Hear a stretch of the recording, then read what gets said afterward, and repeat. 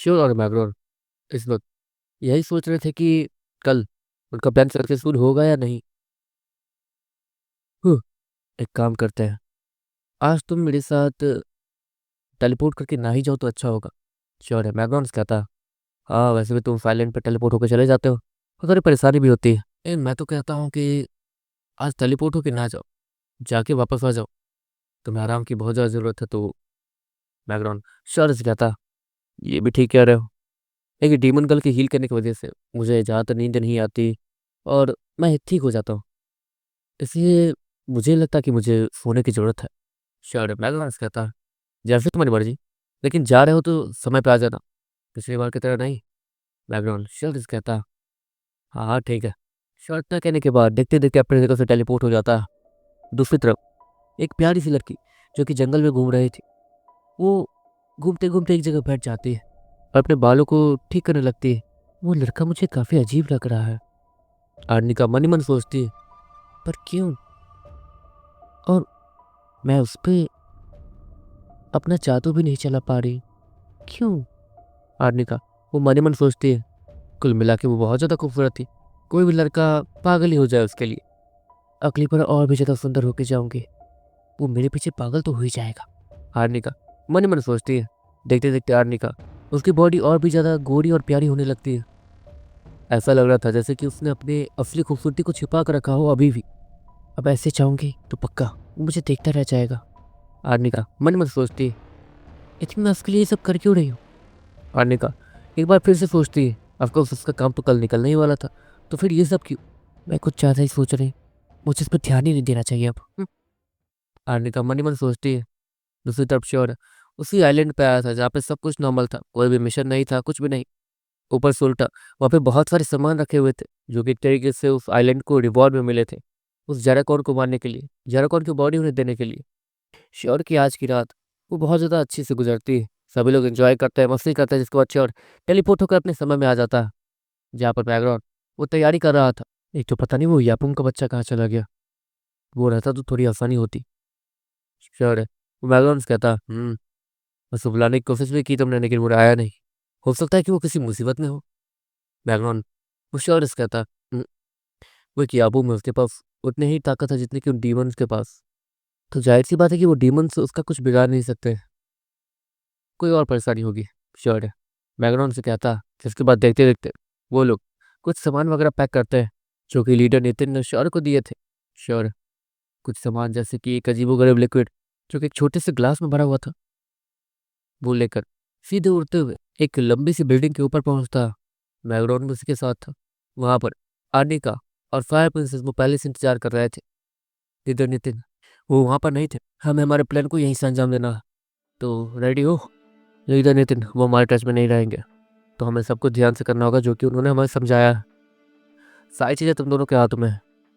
और हाँ आर्निका, तुम्हें सही सलामत बाहर निकलना है, वरना परेशानी हो सकती है, समझी?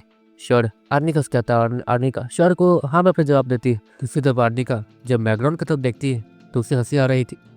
आर्निका को बहुत गुस्सा आता है, बेचारी खूबसूरत बन के आई है, लेकिन श्योर उसे ऑर्डर दे रहा है। बैकग्राउंड हंसते हुए कहता आर्निका उससे गुस्सा आ रहा था, बहुत ज़्यादा गुस्सा। तो चलो प्लान रेडी हो गया है हमारा, ठीक है?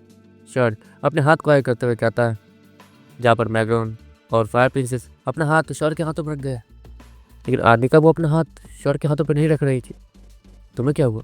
श्योर आर्निका से कहता। अगली बार आर्निका की आंखों में थोड़े से आंसू दिखने लगते हैं और वो भाग कर जाके श्योर को पकड़ लेती और उसको गले लगा लेती। अब ठीक है, कुछ नहीं होगा, डरो मत। श्योर आर्निका के सर को सहलाते हुए कहता। मैं वापस नहीं आई तो? आर्निका वो अजीब सा मुंह बनाते हुए कहती है, कोई बात नहीं, हम लोग तुम्हें छोड़ के चले जाएंगे। बैकग्राउंड पीछे से बोलता है, क्या कर रहे हो? श्योर बैकग्राउंड को रखते हुए कहता, तुम्हें कुछ नहीं होगा, घबराओ मत। श्योर आर्निका के सर को सहलाते हुए कहता है किसी बच्चे की तरह। अगली पल आर्निका वो श्योर को पकड़े रहती है और अपने सर को ऊपर करती है, जैसे कि वो श्योर को किस करने वाली हो। श्योर तुरंत ही अपनी उंगली को वो आर्निका के चेहरे के पास ले जाकर उसके लिप्स पर रखता है। नहीं। श्योर आर्निका को मना करते हुए कहता है, लेकिन आर्निका की आंखों में आंसू देखने के बाद श्योर उसका सर खराब हो जाता है। अरे यार ये तो। श्योर वो अनिका का गाल को थोड़ा सा मोड़ के उसके गाल पे किस कर देता, बस जाओ। श्योर अनिका को साइड करते हुए कहता, और बच्चों की तरह रोना बंद करो। इस मिशन में तुम ही आई थी ना, और सारा प्लान तुमने रेडी किया। तो अब प्लान को सक्सेसफुल बना के दिखाओ। श्योर आर्निका के कंधे पे हाथ रखते हुए कहता है। दूसरी तरफ मैगडॉन वो आंखें फाड़ के आर्निका को देख रहा था। अरे यार, श्योर इसे अब बच्चे की तरह ट्रीट करता है और ये अलग ही ख्याली पुलाव पका रही है। मैगडॉन वो मन ही मन सोचता है, लेकिन वो श्योर को ये सारी चीजें बता नहीं सकता था। श्योर है, नहीं तो वो आर्निका के साथ उस तरीके से काम नहीं कर पाएगा जिस तरीके से वो अभी कर रहा है। श्योर की नज़र में तो बस ये था कि वो लड़की बस दिलासा पाने के लिए ऐसा कर रही थी, बाकी कुछ नहीं। फायर प्रिंसेस, इसे ले जाओ। श्योर फायर प्रिंसेस से कहता। और फायर प्रिंसेस उसके आंसू को पूछने के बाद वो दोनों अब रेडी हो गए थे। देखते देखते वो दोनों एक लिफ्ट पकड़ते हैं और उस लिफ्ट के बगल में एक अजीब सा स्कैनर रखा हुआ था। वहां पर फायर प्रिंसेस वो एक अजीब सा कार्ड स्वाइप करती है, जो कि उसे अब सीधे अंडरग्राउंड बेस में ले जाएगा, जहाँ पर वो सारे डीमंस और बाकी सारे लोग अपना काम करते हैं। और निका ने बताया था कि वो फायर डीमंस बाहर जा चुके हैं किसी काम से। वो काम क्या है वो भी खतरनाक हो सकता है, लेकिन श्योर को अभी के लिए वो नहीं जानना था। श्योर को कैसे भी वो दिव्य कला चाहिए थी। दूसरी तरफ आर्निका वो लिफ्ट में थी अपनी गालों को पकड़ के। क्यों? आर्निका वो मन मन सोचती है, मुझे ये भी याद नहीं था कि अगर मैं किसी को किस कर दूंगी तो क्या होगा। आर्निका मन मन सोचती है, उसे यही समझ नहीं आता कि वो श्योर को बस अपने प्लान का हिस्सा बनाने के लिए ऐसे कर रही थी, लेकिन पता नहीं क्यों उसे कुछ कुछ हो रहा था। लेकिन ऐसा तो होना नहीं चाहिए था, वो लड़का बस एक इंसान है, मैं उसके पीछे ऐसे कैसे। आर्निका अपना सर पकड़ते हुए कहती है, तुम ठीक हो? फायर प्रिंसेस वो आर्निका को देखते हुए कहती है, हाँ मैं ठीक हूँ। आर्निका वो स्माइल के साथ कहती है, मुझे बस अपने काम पर ध्यान देना है, मुझे वो चीज़ चाहिए कैसे भी। आर्निका मन ही मन सोचती है और शौर्य के ऊपर से अपना ध्यान भटकाती है। देखते ही देखते सामने की लिफ्ट खुलती है और सामने एक बड़ा सा लैब था जो कि कमाल का लग रहा था, लेकिन सामने का दरवाज़ा नहीं खुला था। वहाँ पे दो गार्ड्स खड़े थे जो कि खड़े हो जाते हैं। आप सभी की तारीफ। वो दोनों गार्ड्स आर्निका और फायर प्रिंसेस से कहते हैं। फायर प्रिंसेस वो अपने कार्ड को आया करती है। ओह, तो आप ही है वो जो यहाँ पर नई रिक्रूट हुई हैं, आपकी तारीफ। वो गार्ड आर्निका से कहता, ये मेरी फ्रेंड है, ये मेरे साथ आई है। असल में इसका भी मतलब ये भी बहुत जल्दी यहाँ रिक्रूट होने वाली है, तो बस ये काम सीखने आई है। फायर प्रिंसेस वो उस गार्ड से कहती है, जाना तो वैसी भी लड़की है, परेशानी नहीं होगी। वो गार्ड दूसरे गार्ड से कहता है और वो गार्ड एक स्कैनर से दरवाज़ा खोलता है। देखते देखते आर्निका और फायर प्रिंसेस उस लैब में एंटर कर जाते हैं। वो लैब बहुत ज़्यादा बड़ा था। उन लोगों के सामने एक बड़ा सा बॉक्स जैसा कुछ था जिसके अंदर से गोल्डन रोशनी निकल रही थी। आपको जो चीज़ चाहिए वो अंदर है। आर्निका वो फायर प्रिंसेस से कहती है। वहाँ पे करीब 15-16 गार्ड्स थे जो कि अपने काम में व्यस्त थे और सारी चीज़ों का ध्यान रख रहे थे। वहाँ पर एक चेयर के ऊपर एक अजीब सा आदमी बैठा हुआ था जिसकी ताकत बहुत ज़्यादा लग रही थी और वो वही डीमन था। उसके अंदर वही डीमन छिपा हुआ था। अगले ही पल वो आदमी जैसे ही अपनी एक आँख खोलता है उसमें हल्का सा लाल रंग दिखना शुरू हो जाता है, जैसे कि वो डीमन उस इंसान के अंदर से ही उन दो लड़कियों को स्कैन कर रहा हो। अपनी ताकत जैसी बताई वैसे रखना, आर्निका नॉर्मली कहती है हंसते हुए, जैसे कि उन्हें कोई शक ना हो। आर्निका वो ऐसा बिहेव करी थी जैसे कि वो यहाँ नहीं हो और ये सारी चीज़ें देख के बहुत ज़्यादा हैरान हो रही हो। वो आदमी वो नॉर्मल हो जाता है जैसे कि उसने सब कुछ क्लियर कर दिया हो कि ये दोनों नॉर्मल है। वो आदमी खड़ा होता है और उन दोनों लड़कियों मतलब आर्निका और फायर प्रिंसेस के पास जाता है। तुम दोनों खूबसूरत लड़कियों का स्वागत है यहाँ पर, तो ये जगह कैसी लगी तुम दोनों को? वो डीमन वाला आदमी वो उन दोनों से कहता, वैसे मेरा नाम ओब्रिक है, मैं तुम दोनों का नाम जान सकता हूँ? वो ओब्रिक वो फायर प्रिंसेस और आर्निका से कहता। फायर प्रिंसेस अपना वो वाला नाम लेती है जो कि उसे बताया गया था और आर्निका अपना नाम लेती है। मिलकर खुशी हुई। वो ओब्रिक उन दोनों की तरफ अपना हाथ बढ़ाते हुए कहता है। वो दोनों एक दूसरे का चेहरा देखने लगती है। ठीक है, जैसे तुम्हारी मर्जी। वो ओब्रिक अपने हाथ को पीछे करते हुए कहता है और दोबारा अपनी जगह पर जाके बैठ जाता है और उन दोनों को देखते रहता है। वैसे क्या हम सारी जगह घूम सकते हैं? फायर प्रिंसेस वो ओब्रिक से कहती है, "हम्म, शौक से घूम सकती हो, कोई दिक्कत नहीं। वैसे भी यार नहीं हो तो सारी चीज़ें देख लो, सारी जगहों को देख लो, कोई परेशानी नहीं।" ओब्रिक इस्माइल के साथ कहता है। जिसके बाद आर्निका और फायर प्रिंसेस वो एक दूसरे का चेहरा देखने लगती है और उसी लैब में घूमना शुरू कर देती है। दूसरी तरफ शर और मैग्रॉन वो उसी बिल्डिंग के ऊपर थे जहाँ से एक पाइप नीचे जा रही थी। नीचे जितनी भी चीज़ें हैं वो सभी के जस्ट वगैरह उठते हुए यहीं से आते हैं, लेकिन अभी के लिए ये बंद है क्योंकि नीचे काम बंद है। बहुत सारे केमिकल के जहरीली गैसेस भी यहीं से निकलती है, इससे कोई भी इसके अंदर सर्वाइव ही नहीं कर सकता। श्योर मैग्रॉन्स कहता है, लेकिन अभी के लिए ये बंद है तो हमें अभी जाना होगा। मैग्रॉन श्योर कहता है और वो दोनों तैयार हो जाते हैं। मैं यहीं रुकूंगा, अर्निका के यहाँ आने के बाद उसे लेकर यहाँ से दूर चला जाऊंगा और दूर कहीं छोड़ दूंगा। मैग्रॉन प्लान के हिसाब से शौर को समझाता है और शौर अपने सर को हाँ मिलाता है। देखते देखते शौर उस पाइप के जरिए तेजी से धीरे धीरे उड़ते हुए नीचे जाने लगता है। वो उस पाइप को भी टच नहीं कर रहा था, वरना उस पाइप के चारों तरफ एक करंट था जो कि शौर को लग सकता था। लेकिन शौर के पास पहले से ही ठंडा एलिमेंट है तो उससे कोई परेशानी भी नहीं थी। लेकिन परेशानी ये थी कि अगर वो ठंडा एलिमेंट शौर के बॉडी में ट्रांसफर होता है तो नीचे सिग्नल चला जाएगा कि कहीं पर ठंडा वो पास हो रही है। और वो पास इसलिए हो रही है क्योंकि कोई उस पाइप को छू रहा है, इसलिए नीचे सभी को पता चल जाएगा। इसलिए शौर बिना छुए उस पाइप को धीरे धीरे उड़ते हुए नीचे जा रहा था। शौर चारों तरफ से एक कमाल की वेव वो नोटिस कर सकता था। देखते देखते वो पाइप थोड़ी छोटी हो जाती है। इसके बारे में तो लिखा भी नहीं था लीडर नितिन ने कि नीचे पाइप, वैसे भी इस पाइप को उन्होंने थोड़ी लगवाया होगा जो उन्हें पता होगा।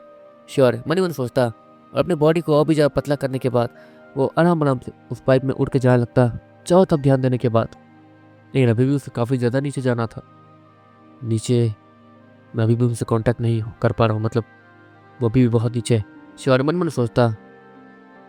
दूसरी तरफ वो 8 डीमंस वो इस वक्त एक बड़े से बंकर जैसी जगह पे थे, जहाँ पर वो उसी डीमन के बॉडी को देख रहा था जिसे पिछली बार मार दिया गया था। यहाँ पर क्या है? यहाँ पर तो ये समझ नहीं आ रहा। इसके सीने पे किसी के खरोचने के निशान है, वो बहुत बड़े वाले, जैसे किसी ने बड़े बड़े नाखूनों से इसे नोच के रख दिया। लेकिन नाखूनों से नोचना ये पॉसिबल लग रहा है। आंसू का डीमन वो बाकी डीमन से कहता और उन डीमन को कुछ समझ नहीं आ रहा था। वैसे मेरे पास तुम जैसी ताकत तो नहीं, लेकिन मैं साफ साफ बता सकता हूँ कि यहाँ पर कोई और आया था, वो लड़का नहीं। इसमें उस लड़के का कोई हाथ नहीं है। ये ऐसा हो ही नहीं सकता। तो साहिल वो आगे आते हुए कहता तुम ठीक कह रहे हो कि काम उस लड़के का तो बिल्कुल नहीं है, और न ही उस लड़के के पास कोई ऐसा हथियार है जिससे वो हमें मार सकता है, लेकिन उतनी ताकत भी नहीं है। तो क्या लगता है क्या ये काम उस फ्लेयर का हो सकता है? वो डीमन वो बाकी सभी से कहता नहीं, उसके पास तो एक अजीब सा काला अंधेरा वाला रास्ता भी है, उसके पता नहीं क्यों थोड़ा सा जाना पहचाना है, लेकिन उसके अंदर भी ये नहीं जा सकता क्योंकि उसका वो काला अंधेरा वो इसे सह ही नहीं पाएगा, इसकी ताकत को, ना ही इसे अपने अंदर समा पाएगा। अगर ऐसा होता तो ये डीमन यहाँ होता ही नहीं। लेकिन असल बात यह है कि किसी ने इसके सीने को चीर रख दिया। ऐसा हो ही नहीं सकता। यहाँ आने के बाद ये जगह खुद इसकी एनर्जी को लेकर इसके बॉडी में डाल रही थी, तो फिर क्यों इसका यह हल किसने किया होगा? वो डीमन मन ही मन सोचता है। कोई और डीमन तो नहीं जो हमसे इतना ताकतवर। वो दूसरा डीमन आंसू से कहता तुम लोग डीमन बने कैसे हो ये बताओ। एक बात बताओ, यहाँ पर मैं एक बात क्लियर कर देना चाहता हूँ। मैं एक नॉर्मल ह्यूमन हूँ, लेकिन मुझे भी यहाँ समझ आ रहा है कि तुम लोगों के अंदर भी इतनी ताकत नहीं है कि तुम अपने इस शरीर को तबाह कर सको, क्योंकि तुम लोग अभी अभी अपने इस इंसानी शरीर के साथ जुड़े हो। उसके साथ पूरी तरीके से जुड़ के तुम अभी तक पूरी ताकत इस्तेमाल नहीं कर सकते हो। कुछ समय और लगेगा, मैं जानता हूँ, उसके बाद ही तुम शायद ये कारनामा कर पाओ। जाहिर सी बात है कि जब तुम लोगों ने इंसानी बॉडी चुनी तो हो सकता है कोई और डीमन भी होगा। अगर उसने इंसानी बॉडी चुनी होगी भी तो उसके पास इतनी ताकत नहीं होगी अभी तक कि वो ये सब कर पाए, जो कि तुम लोग भी नहीं कर सकते हो। साहिल वो सभी को समझाते हुए कहता और सारे डीमन उसकी बात समझते हुए वहीं बैठ जाते हैं। 1 मिनट, अगर किसी ने यहाँ पे खरोचा है इसके सीने को जिससे ये मारा गया, तब तो यहाँ पर डीएनए सैंपल होगा ही। वो आंसू का डीमन इतना कहता और आंसू और साहिल जो कि ह्यूमन रूप में थे एक तरीके से, वो आगे आते हैं और उन दोनों को सबसे ज़्यादा नॉलेज थी, इसलिए वो दोनों उसके उस घाव को अच्छे से चेक करने लगते हैं। नहीं, इस डीमन के बॉडी से एक ब्लैक स्मोक निकल रही है उस घाव की तरफ से, जिसके कारण अगर कोई सैंपल होगा भी तो वो इन्फेक्ट हो गया होगा और ख़राब हो गया होगा। आंसू वो नॉर्मली उस डीमन से कहता लेकिन हमें यहाँ रुककर इन्वेस्टिगेशन तो करनी होगी ताकि अगली बार हम उस आने वाले खतरे के लिए तैयार रह सके। अगर ये खतरा हमें मार सकता तो ये हमारी बहुत बड़ी परेशानी साबित होगा। ये तो जाहिर सी बात है कि इसमें उस लड़के का कोई हाथ नहीं है, इसलिए हमें उससे कोई परेशानी नहीं है। अभी जैसे हमारा काम पूरा हुआ वैसे ही हम लोग आगे बढ़ के सब कुछ कर सकते हैं और अपनी ताकत, असली ताकत दिखा सकते हैं बिना बेझिझके। पर उसके लिए हमें इस सिटी को बाकी सिटी से अलग करना होगा ताकि हम पे कोई नज़र ना रख पाए और ना ही इस सिटी से कोई भी और बाहर जा पाए। उस हिसाब से यहाँ के प्रोटेक्टिव फील्ड को अपग्रेड करना होगा, जिसमें हम लोग काफ़ी हद तक कामयाब भी हो गए। एक बार सब कुछ हो जाए जिसके बाद अपनी असली ताकत का इस्तेमाल करके यहाँ सभी लोगों की बलि चढ़ा देंगे और अपने अपने असली शरीरों को जिंदा कर देंगे। आंसू का डीमन स्माइल के साथ कहता है और फायर डीमन से स्माइल करने लगता है। एक बार उन सभी ने अपने अपने शरीर को जिंदा कर दिया, जो कि कहीं कहीं बहुत जगह छिपे हुए हैं। एक तरीके से ऐसी ऐसी जगह छिपाए गए हैं जो कि कोई देख भी नहीं सकता। यहाँ तक कि उन डीमंस को खुद नहीं पता कि उनकी बॉडी कहाँ है, बस आंसू ही जानता है कि उन डीमंस की बॉडी उसने कहाँ कहाँ छिपा कर रखी है। इसलिए जो भी यहाँ पे दुश्मन बन के आया, उसे थोड़ा सा भी अंदाजा नहीं होगा कि वो बॉडीज कहाँ छिपी हुई है। पर हमारा क्या, एक डीमन के अंदर से उसका इंसान बोलता है, घबराओ मत, एक बार असली शरीर हमारे रहने लायक बन गया तो शरीर को मेरे तुम्हारे साथ कंबाइन कर देंगे, जिसके बाद तुम भी उस शरीर का इस्तेमाल कर सकते हो। आंसू का डीमन उसी इंसान से कहता। वैसे आंसू को तो ये बात पहले से ही पता थी, लेकिन उसके लिए तो बहुत सारी बलियाँ चाहिए होंगी, काफ़ी सारे लोग मारे भी जाएंगे, है ना। वो इंसान नॉर्मली कहता, हाँ मारे तो जाएंगे, लेकिन एक और रास्ता है। वो डीमन इस्माइल के साथ कहता। क्या? वो दूसरा डीमन भी हैरान होते हुए कहता, जैसे कि वो उसके उस जवाब का इंतजार कर रहा हो। हाँ प्रिया, अगर हम उसके उस अजीब से डार्क वर्ल्ड के अंदर से एनर्जी निकालने में कामयाब हो जाते हैं, तो उस एनर्जी का इस्तेमाल करके हम लोग अपने शरीर को जिंदा कर सकते हैं। वो डीमन, वो आंसू का डीमन जैसे ही कहता है, बाकी डीमन हैरान दिखने लगते हैं। पर कैसे? वो विलर तो इतना कमजोर है, उसके डार्क वर्ल्ड के अंदर इतनी ताकत कैसे कि वो हमें जिंदा कर सकता है? वो दूसरा डीमन इतना कहते हुए हैरान होने लगता है। वही तो अजीब बात, तो फिलर को हम लोग कम नहीं समझ सकते। तो फिलर के पास कुछ ऐसी चीज़ें हैं जो कि बहुत ज़्यादा मिस्टीरियस है, और यहाँ तक कि हमसे जुड़ी हुई है। इसलिए और जहाँ तक उसके पास वो जो डार्क वर्ल्ड है, वो जनरल डार्क के डार्क वर्ल्ड जैसी है, लेकिन उससे कहीं ज़्यादा बेहतर लगी मुझे, क्योंकि उसमें कोई भी कमियाँ नहीं थी। वो उसे जितनी देर चाहे उतनी देर तक इस्तेमाल कर पा रहा था। वो आंसू का डीमन बाकी डीमन से कहता, लेकिन मुझे लगता कि उसका डार्क वर्ल्ड और जनरल डार्क का डार्क वर्ल्ड वो एक जैसा, वो दोनों काफ़ी ज़्यादा अलग थे, बहुत ज़्यादा अलग। वो डीमन नॉर्मली कहता, उस चीज़ को पहचानना किसी की भी बस की बात नहीं थी, जो श्योर कर सकता था और जो जनरल डार्क कर सकता था। हम्म, सही कहा। लेकिन मैंने जब अच्छे से जांच की और उस डार्क वर्ल्ड की एनर्जी का हल्का सा इस्तेमाल करके देखा, तो मुझे पता चला कि उस डार्क वर्ल्ड के अंदर प्योर डार्क एनर्जी भरी पड़ी है। प्योर डार्क एनर्जी जो कि किसी को भी डीमन बना सकती है, और तो और उसका इस्तेमाल करके किसी मरे हुए डीमन को जिंदा भी किया जा सकता। वो आंसू का डीमन बाकी सारे डीमन से कहता, पर कैसे? जनरल डार्क तो मारे जा चुके हैं, कैसे? वो डीमन फिर से कहता, नहीं पता, हो सकता है कि, लेकिन जो जनरल डार्क नहीं कर पाया अगर वो फ्लेयर कर सकता, मतलब वो भविष्य में आने वाला खतरा है हमारा। हमें बस अपना फायदा देखना है। वैसे भी जनरल डार्क अब नहीं रहे, और ना ही वो अजीब फांडा जिसके बारे में हमने सुना था कभी। तो वापस जाने का कोई चांस नहीं है, तो यहीं पे राज करना है हमें। इस जगह पे पूरी तरीके से कब्जा करेंगे, और फिर यहाँ हमेशा हमेशा के लिए राज करेंगे। आंसू करे मैंने स्माइल के साथ कहता। दूसरी तरफ श्योर है, उस पाइप के जरिए काफी ज्यादा नीचे आ गया था, और अब वो पाइप टेढ़ी हो रही थी। यही है वो जगह, श्योर। मन ही मन सोचता, उस टेढ़े पाइप में टेढ़ा हो जाने के बाद जैसे तैसे श्योर आगे बढ़ता है, उसकी कमर की हड्डी मुड़ी गई थी उल्टा। इतनी मुश्किल से वो टेढ़ा होकर निकला था वहां से। श्योर हल्का सा आगे बढ़ता है। तो मुझे सुन पा रही हो? श्योर। वो फायर प्रिंसेस से कहता, हाँ मैं तुमसे कनेक्ट हो गई, मतलब अब तुम मुझे अपने निरुकर में कभी भी बुला सकते हो। फायर प्रिंसेस स्माइल के साथ कहती है, हाँ थैंक गॉड। और सारनिका की चिंता है, उसे कैसे भी वहाँ से निकलना होगा सारे प्लान को अंजाम देने के बाद। श्योर। वो फायर प्रिंसेस से कहता है, और फायर प्रिंसेस वो आर्निका को देखती। सच में आर्निका बस घूमने फिरने के लिए यहाँ आई थी, और तो और वो बस चारों बगल देखे जा रही थी स्माइल के साथ। उसे काफ़ी ज़्यादा अच्छा लग रहा था। अगर सच में आर्निका नहीं होती तो मैं अब तक वो चीज़ चुरा कर यहाँ से निकल चुकी होती। फायर प्रिंसेस वो मन ही मन सोचती है, लेकिन अब क्या ही कर सकते थे। देखते देखते फायर प्रिंसेस उस बड़े से डब्बे जैसी चीज़ के पास पहुँचती है, जो कि बड़े बॉक्स जैसा साइज का था, और उसके अंदर से गोल्डन रोशनी निकल रही थी। दूसरी तरफ वो ग्लास, मतलब एक तरीके से वो दीवार शीशे की बनी थी, इसलिए ही आर्निका और फायर प्रिंसेस उससे देख सकते थे आर पार। यही है वो, फायर प्रिंसेस स्माइल के साथ कहती है, और आर्निका भी स्माइल के साथ सामने देखने लगती है। अरे अरे, तुम दोनों की स्माइल तो काफ़ी प्यारी है। बिल्कुल, तुम दोनों भी बिल्कुल इतनी ही खूबसूरत हो जितना कि ये। वो ओब्रिक अचानक से फायर प्रिंसेस और आर्निका के बीच में आ गया था, और उस कमीने ने अपने दोनों हाथों को आर्निका और फायर प्रिंसेस के कमर पर जाकर अच्छे से टाइट कर दिया था, और उन दोनों को ही वो गलत तरीके से छू रहा था। आर्निका उसे बहुत ज़्यादा गुस्सा आने लगता है, अपनी मुट्ठी को टाइट कर लेती है, अपनी आंखें बंद कर लेती है। श्योर, उसे भी ये चीज़ जैसे पता चलती है उसका खून खोलने लगता है।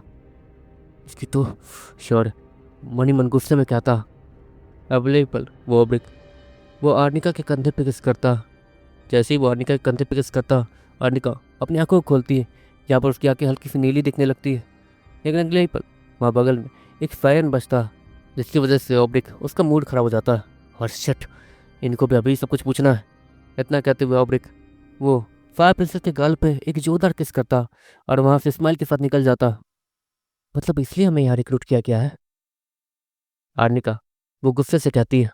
लगता है इस कमीने ने ही हमें अप्रूव किया था ताकि हम लोग यहाँ और ये अय्यासी कर सके। फायर प्रिंसेस गुस्से में कहती है। काम पे ध्यान देते हैं। आर्निका वो इतना कहती है और सामने के उस दरवाजे को खोल के चुपचाप अंदर जाती है।